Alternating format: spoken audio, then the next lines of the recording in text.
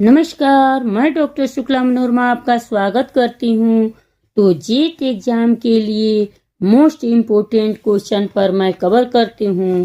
तो पहला क्वेश्चन ये रहा, निम्नलिखित में से अनुसंधान की गुणवत्ता किससे आंकी जाती है? ऑप्शन सुनिएगा। ए है शोधकर्ता के अनुभव से, बी है अनुसंधान के संचालन में अपनाई गई पद्धति से, सी ऑप्शन है अनुसंधान की गहराई से और डी ऑप्शन है अनुसंधान की प्रासंगिकता से। चलिए आप लोग बताइए, कमेंट कीजिए।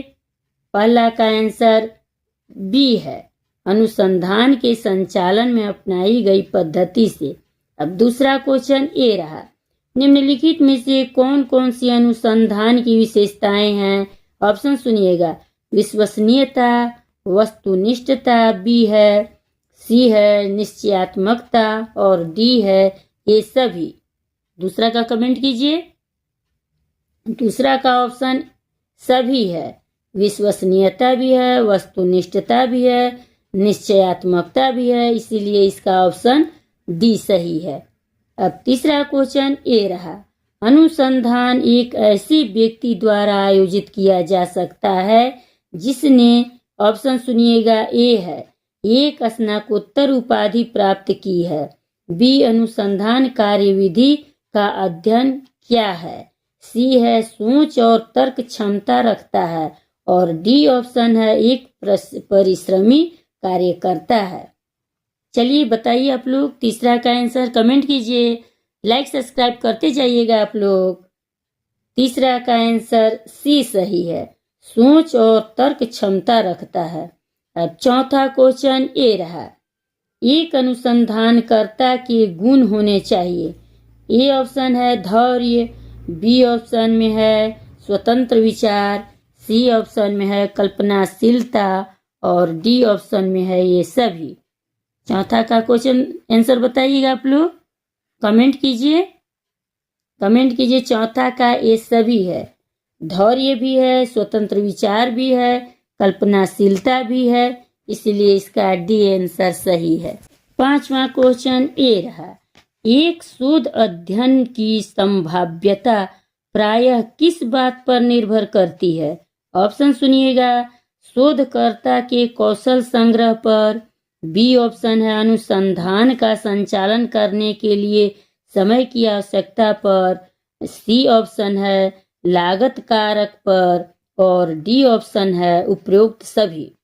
बताइए, कमेंट कीजिए आप लोग, कमेंट कीजिए, लाइक सब्सक्राइब करते जाइएगा।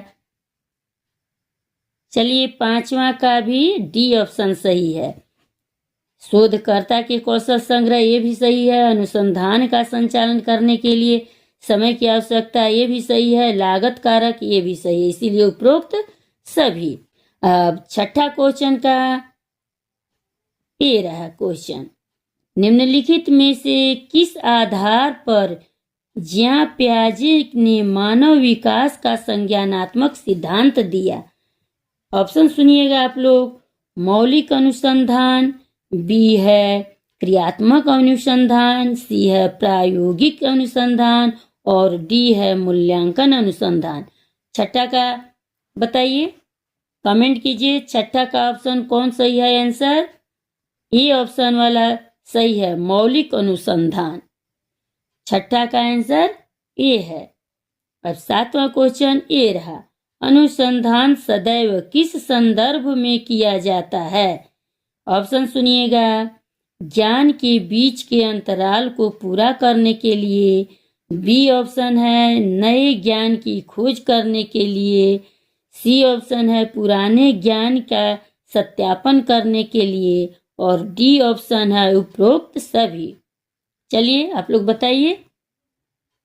ठीक है, मैं ही बता दे रही हूँ, सातवां का डी ऑप्शन सही है, क्योंकि ज्ञान के बीच के अंतराल को पूरा करने के लिए अनुसंधान होता है, नए ज्ञान की खोज करने के लिए भी अनुसंधान होता है, पुराने ज्ञान का सत्यापन करने के लिए भी अनुसंधान होता है, इसीलिए उपरोक्त सभी सही आंसर डी है। आठवां क्वेश्चन की ओर चलते हैं। एक अनुसंधानकर्ता में होना चाहिए?